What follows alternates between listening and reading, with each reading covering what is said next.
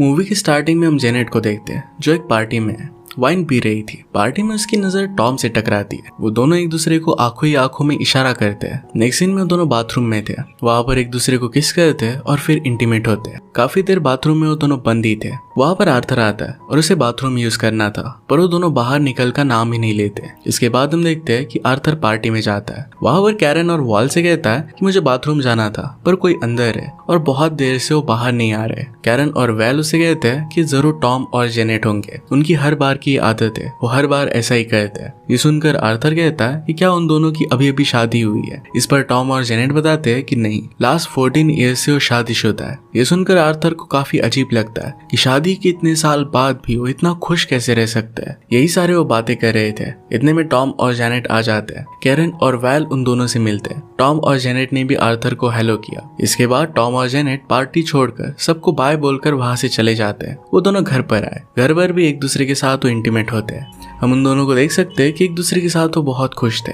इसी वजह से मूवी का नाम हैप्पीली है। इसके बाद हम देखते हैं कि जेनेट एक सपना देख रही थी। इसमें वो जंगल में अकेली थी। आगे जाने पर वो देखती है कि कुछ रेड चेयर्स रखी हुई थी। इसी वक्त जेनेट का सपना टूट जाता है। जेनेट सपने को लेकर बहुत ही कंफ्यूज थी, पर फिर वो नहाने के लिए चली जाती है। जेनेट को कैरन का मैसेज आया हुआ था। कैरन ने जेनेट को डिनर के लिए इन्वाइट किया था। जेनेट फिर रेडी होकर काम के लिए निकल जाती है। अपने जॉब से वो शाम को वापस आई। हम देखते हैं कि टॉम ने घर का सारा काम कर लिया था। जेनेट बहुत थक गई थी, तो टॉम उसकी थकान मिटाने के लिए उसे कमरे में लेकर जाता है। वहां पर वो दोनों इंटीमेट हो जाते हैं। इसके बाद उन्हें याद आता है कि आज तो उन्हें डिनर पर जाना था। वो लोग फिर रेडी होकर लोकेशन पर पहुंच गए। वहां पर ऑर्डर करते हैं। इसके बाद में कैरन और वैल उन्हें पैसों का एनवेलप देते हैं। उन्होंने पहले प्लान किया था कि वीकेंड को सब लोग एक रिसोर्ट बुक कर वहां पर जाएंगे। वैरन और कैल उनसे कहते हैं कि रूम बहुत ही कम हो गए और इसी वजह से आप नहीं आ सकते, और एक कपल ऐड हो गया था। इस पर टॉम और जेनेट ने कहा कि हम सोफे पर भी एडजस्ट कर लेंगे, हमें कुछ नहीं चाहिए। इसके बाद वैल और कैरन उन्हें रियलिटी बताते हैं। वो कहते हैं कि तुम दोनों को बाकी सारे कपल्स हेट करते हैं। हम समझ नहीं पाते कि शादी के इतने साल बाद भी तुम दोनों में इतना प्यार कैसे है। तुम दोनों के बीच में झगड़ा भी नहीं होता। डिनर के वक्त भी तुम एक दूसरे में ही डूबे हुए हो, इसलिए कोई नहीं चाहता कि तुम लोग भी हमारे साथ वीकेंड पर आओ। इसके बाद टॉम कहता है कि हम दोनों सिर्फ एक दूसरे से प्यार करते हैं, हम सिर्फ हस्बैंड वाइफ नहीं है तो एक दूसरे के अच्छे दोस्त भी है। इतना बोलकर वहां से वो चले जाते हैं। उस रात हम देखते हैं कि जेनेट को फिर से वही सपना आता है। इसमें रेड चेयर्स थे। इसके बाद वो जग जाती है और ऑफिस के लिए निकल रही थी। तभी उसके घर के सामने एक आदमी था। वो आदमी अपना नाम गुडमन बताता है। वो दोनों से कुछ टाइम मांगता है, उसे कुछ डिस्कस करना था। गुडमन कहता है कि तुम जैसा कपल बहुत ही रेयर है। इसी ग्लिच को मैं सॉल्व करने के लिए यहाँ पर आया हुआ हूँ। तुम्हारी शादी को इतने साल हो गए, पर फिर भी तुम में कोई भी झगड़ा नहीं है। लोग एक दूसरे से बहुत झगड़ते हैं। तुम दोनों जितना लोग इंटीमेट भी नहीं होते। एक दूसरे से तुम झगड़ते भी हो, फिर भी एक दूसरे को माफ कर देते हो। एक दूसरे में इतना प्यार सही नहीं है। इसी ग्लिच को मैं सॉल्व करना चाहता हूँ। वो गुडमन से पूछते हैं कि आखिर तुम चाहते क्या हो। गुडमन फिर एक ब्रीफकेस निकालता है। इसमें 2 इंजेक्शंस थे। वो कहता है कि तुम दोनों इन इंजेक्शन को ले लो, ये एक वैक्सीन है और इसे लेने के बाद तुम दोनों भी नॉर्मल कपल की तरह हो जाओगे।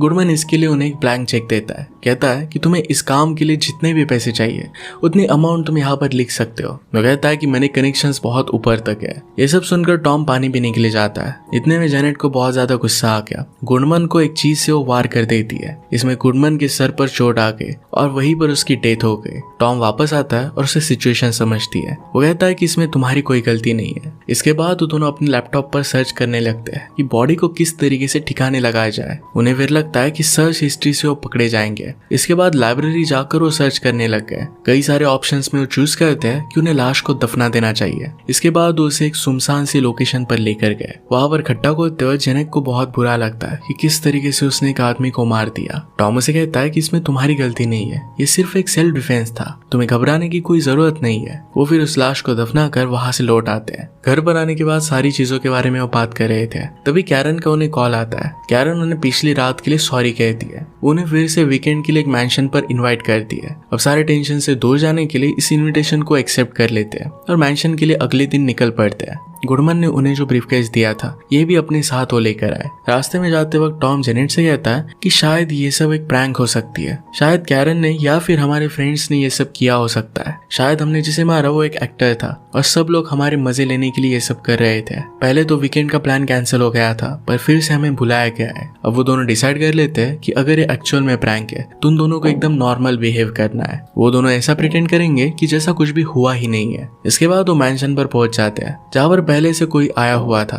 जैसे ही वो अंदर गए उनके सामने पैट्रिशिया आई। पैट्रिशिया ने पूरा अरेंजमेंट किया था, उसका हस्बैंड भी यहाँ पर था। वो उन्हें पूरा मैंशन दिखा दिए। ये बहुत बड़ा था, इसमें बहुत सारे कमरे थे, थिएटर्स भी थे, वहां पर एक गन की रूम भी थी। इस रूम में पिस्तौल से लेकर स्नाइपर तक सब कुछ था। पैट्रिशिया उन्हें बताती है कि ये रूम तुम्हारे लिए नहीं है। दोनों को पैट्रिशिया से बात करके लगता है कि शायद पैट्रिशिया इस प्रैंक में शामिल नहीं होगी। वो एकदम नॉर्मल लग रही थी। पैट्रिशिया का हस्बैंड डोनाल्ड स्विमिंग पूल में मजे कर रहा था। यहाँ पर जेनेट टॉम को बोलती है कि जाओ और डोनाल्ड से बात करो और पता करो कि क्या ये एक्चुअल में प्रैंक है, क्या वो भी इसमें इन्वॉल्व है। इसी बीच वहां पर दो लड़कियां आती है, मॉडे और कार्ला। वो दोनों एक दूसरे के साथ रिलेशनशिप में थी। पैट्रिशिया उन्हें भी मेंशन दिखाती है। इसके बाद हम देखते हैं कि टॉम स्विमिंग पूल के पास जाता है और डोनाल्ड से बात करने की कोशिश करता है। डोनाल्ड टॉम को बिल्कुल भी पसंद नहीं आता और इसी वजह से उसे इग्नोर कर देता है। टॉम को भी अच्छा नहीं लगा था। टॉम को लगता है कि डोनाल्ड इसमें इन्वॉल्व नहीं होगा। जेनेट से इसके बारे में बात करता है, कहता है कि डोनाल्ड और पैट्रिशिया तो इसमें इन्वॉल्व नहीं है। यहाँ पर मॉडे और कार्ला उनके फ्रेंड नहीं है। हमें अब सावधान रहना पड़ेगा, सब कुछ नॉर्मल ही रखना होगा। इसके बाद वो कहते हैं कि हम दोनों को यहाँ पर आए हुए 2 आवर्स हो गए, फिर भी हम दोनों एक दूसरे के साथ इंटीमेट नहीं हुए।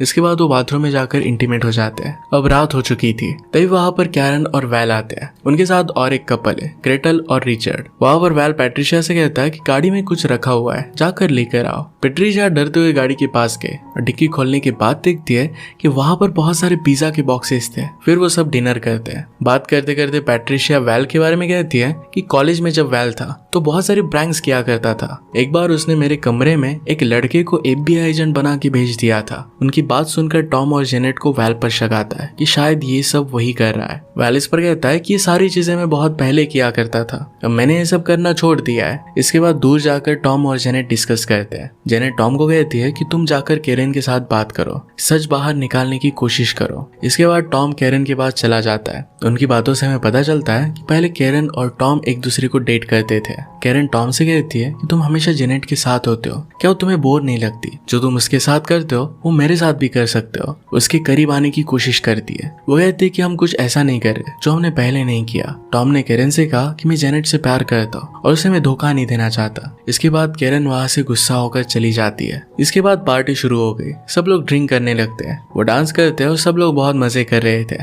दूसरी तरफ मॉडे और कार्ला दोनों स्विमिंग पूल में मजे कर रहे थे। सब लोगों ने मिलकर बहुत ज्यादा ड्रिंक कर ली थी। उनकी सारी बॉटल्स खत्म हो गई। पैट्रिशिया कहती है कि कोई भी गाड़ी चलाने की हालत में नहीं है, पर उन्हें ड्रिंक तो चाहिए थे।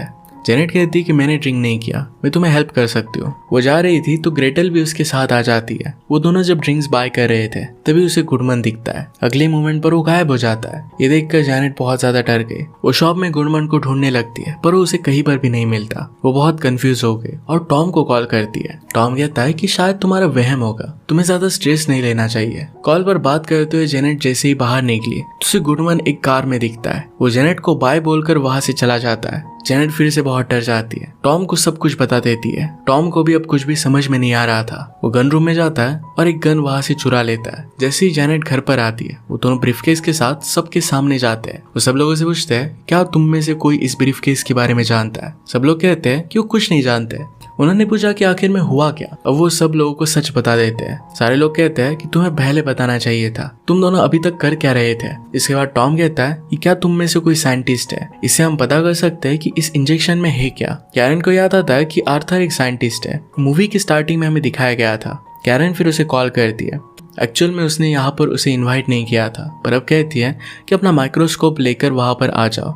आर्थर तो पहले इसके लिए मना करता है क्योंकि वो गुस्सा था, पर फिर वो मान जाता है। कैरन उसे बहुत अच्छे से सॉरी कहती है। इसके बाद वो आने के लिए मान गया था। जेनेट कहती है कि हम सब लोगों को सो जाना चाहिए। डोनाल्ड कहता है कि तुम्हारे पीछे कोई पड़ा हुआ है और तुम सोना चाहती हो। इस पर पैट्रिशिया सबको कहती है कि मैंशन पूरी तरीके से सेफ है, चारों तरफ मोशन सेंसर लगाए हुए हैं, यहाँ पर कोई भी आ नहीं सकता। इसके बाद सब लोग सोने के लिए चले जाते हैं, पर फिर भी सब लोग डरे हुए थे कि रात में कुछ हो ना जाए। रात में सोते हुए अचानक से टॉम जग जाता है। वो बाथरूम में जाता है और अपने कमर पर देखता है। उसे लगता है कि किसी ने उसे इंजेक्शन लगाया है। उसने ब्रीफकेस को निकाला और इसे लेकर वो नीचे हॉल में जाता है। यहाँ पर वो देखता है कि एक सिरिंज खाली है। वो काफी परेशान हो जाता है। वो घबराने लगता है और उसके सामने अब केरन थी। जो उसे सीड्यूस करने की कोशिश करती है। टॉम अपने आप को कंट्रोल नहीं कर पाता और कैरन के साथ इंटीमेट होने लगता है। ये जब हो रहा था तो कैरन अपने रूम की टीवी से इन दोनों को देख सकती थी। ये देखकर उसे बहुत बुरा लगता है। जब टॉम कमरे में फिर से वापस आता है तो उसे कुछ भी नहीं कहती और सोने के लिए चली जाती है। अगले दिन टॉम को उसने जो किया इसके लिए बहुत बुरा लग रहा था। वो लिविंग रूम में आता है तो उसे गुडमन की तस्वीर दिखती है जो कल वहां पर नहीं थी। इसके बाद वो सीधा पैट्रिशिया के पास गया। उससे पूछता है कि ये घर तुम्हारे पास आया कैसे। पैट्रिशिया पहले कहती है कि मैंने इंटरनेट से ढूंढा था, पर इस आंसर से टॉम सेटिस्फाइड नहीं था। इसके बाद डोनाल्ड पैट्रिशिया को कहता है कि तुम अब सच बता दो। पैट्रिशिया उसे कहती है कि 6 वीक्स पहले मेरे हस्बैंड की जॉब चली गई। उन्हें रहने के लिए एक सस्ता घर चाहिए था। तभी उसके ऑफिस में काम करने वाला एक आदमी उसके पास आया। उसने कहा कि मेरे पास एक सस्ता घर है। डोनाल्ड और पैट्रिशिया लेकर फिर वहीं पर रहने लग गए। वीकेंड में थोड़े से पैसे कमाने के लिए उन लोगों ने सबको यहाँ पर इनवाइट किया था। ये सब सुनकर जैनेट गुडमन की फोटो उसे दिखाती है। पूछती है कि क्या ये वही आदमी है। पैट्रिशिया हाँ कहती है। और इसके बाद टॉम और जैनेट सबको बताते हैं कि ये सब गुडमन की चाल है। वो हमें कैमरे से देख सकता है। जितना जल्दी हो सके हमें यहाँ से निकल जाना चाहिए। जैसे वो मैंशन से निकल रहे थे तो देखते हैं कि दरवाजा बंद है। डोनाल्ड गेट के बाहर जाकर बाहर निकलने की कोशिश करता है। तभी उसे बहुत जोर से शॉक लगता है। वही पर नीचे गिर गया। पूरे घर के कंपाउंड को शॉक दिया गया था। सब लोग बहुत ही परेशान थे कि अब वो बाहर कैसे निकलेंगे। तभी वहां पर टॉम गुस्से में गन निकालता है। सब लोगों के मोबाइल बजने लग गए। सब लोगों का फोन हैक हो चुका था। उसमें लिखा था कि गो बैक इनसाइड, सब कुछ जल्दी खत्म हो जाएगा, घर में अंदर चले जाओ। जैसे ही जेनेट अंदर जाती है तो उसे रेड चेयर्स मिलती है जैसे उसने हमेशा सपने में देखा था। सब लोग वहां पर बैठ गए तो सोच रहे थे कि अब क्या होगा। इसके बाद एक आवाज आती है। आवाज कहती है कि तुम लोगों को अपने डीपेस्ट डार्केस्ट सीक्रेट्स बताने हैं। सबसे पहले जेनेट ने कहा कि कल कैरन मेरे हस्बैंड के साथ इंटीमेट हुई थी। टॉम कहता है कि कैरन ने मुझे नींद का इंजेक्शन दिया था और इसी वजह से ये सब हुआ। कैरन कहती है कि मैंने टॉम को इंजेक्शन तो दिया था पर इसमें कुछ भी केमिकल नहीं था, वो खाली था। ये सुनकर जेनेट को बहुत बुरा लगता है। टॉम भी बहुत शर्मिंदा फील करता है। अब वैल सीक्रेट बताते हुए कैरन से कहता है कि मुझे पता है कि तुम मुझे धोखा दे रही हो, मुझे बिलीव नहीं हो रहा। कैरन कहती है कि तुम बोलो ही मत, तुम अपने असिस्टेंट के साथ 3 साल से अफेयर कर रहे हो। उसे पता था कि वो गे है। इसके बाद कैरन सबसे पूछती है कि तुम लोगों में से गे है, इसके बारे में किस किस को पता था। सभी लोग अपना हाथ ऊपर करते हैं। इसके बाद पैट्रिशिया भी कबूल कर लेती है कि सिर्फ पैसों के लिए उसने टॉम और जेनेट को यहाँ पर बुलाया हुआ था। इसके बाद मॉड कहती है कि सब लोग झूठे हो। उसकी पार्टनर कार्ला ने कन्फेस किया कि वो भी कैरन के साथ इंटीमेट हुई थी। ये सुनकर मॉड को बहुत बुरा लगता है। वो कैरन से कहती है तुम मेरे साथ ऐसा कर कैसे सकती हो। ग्रेटेल अपने हस्बैंड के बारे में कहते हुए कहती है कि मुझे बहुत मारा करता है। सभी लोग अपना सच बता देते हैं। इसके बाद टॉम खड़ा हो जाता है और गुडमन को बोलता है कि तुम जो सुनना चाहते हो तुमने सुन लिया। हम सब लोगों की लाइफ में प्रॉब्लम कर दी, अब हमें यहाँ से जाने दो। इसके बाद गुडमन कहता है कि तुम यहाँ से जा सकते हो। वो सिर्फ उन दोनों में झगड़ा लगाना चाहता था। जैनेट और टॉम एक दूसरे के साथ 14 ईयर्स से रह रहे थे पर फिर भी उनमें झगड़ा नहीं हुआ था। ये एक टाइप की यूनिवर्स में अनोमली थी और इसी टाइप की इवेंट्स को सॉल्व करने का काम गुडमन किया करता है। वो किसी सुपर नेचुरल पावर को बिलोंग करता था और इसी वजह से मरने के बाद भी वो वापस आ सकता था। उसे कोई मार नहीं सकता था। फाइनली अब उसका काम खत्म हो चुका था तो सबको जाने देता है। सब लोग वहां से निकल जाते हैं। टॉम और जैनेट ही बचे थे। उनके पीछे गुडमन खड़ा था। वो गुडमन को बहुत भला बुरा कहते हैं, कहते कि तुम एक बहुत ही घटिया इंसान हो। गुडमन कहता है कि अगर तुम चाहो तो उस चेक को कैश आउट कर सकते हो। टॉम उस चेक को गुस्से में फाड़ देता है। टॉम और जेनेट वहां से जा रहे थे तभी आर्थर वहां पर आ गया। जेनेट उसे कहती है कि पार्टी खत्म हो चुकी है। इसके बाद वैल और कैरन की गाड़ी में ग्रेटल और रिचर्ड जा रहे थे। रिचर्ड वैल को गाड़ी रोकने के लिए कहता है। उसे वॉशरूम जाना था। जब रिचर्ड वॉशरूम में था तभी ग्रेटल उसे गोली मारकर मार डालती है। वो उसे काफी परेशान किया करता था, मारा करता था और इसी वजह से उसने उसे मार दिया।